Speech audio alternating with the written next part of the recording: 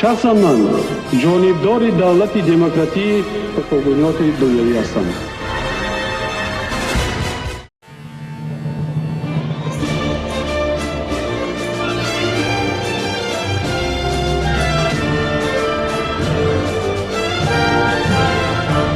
чу аз ҳар ҷонибе сӯи ватан боди хазон омад, баҳорамро сипар кардам ки эмин аз хазон бошад.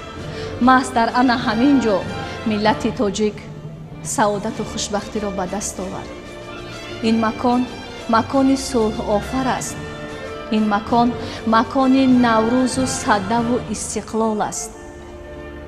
асосгузори сулҳу ваҳдати миллӣ, пешвои миллат, президенти ҷумҳурии тоҷикистон муҳтарам Эмомалӣ Раҳмон аз ана ҳамин минбари тиллоӣ ин ҳама оромишу осудагӣ, ин ҳама хушбахтиро ба мо ҳадя кард.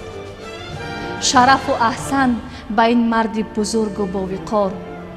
миллати азизам, 30-умин солгарди иҷлосияи 16-уми шӯрои олии ҷумҳурии тоҷикистонро барои шумо фархонда мегӯям.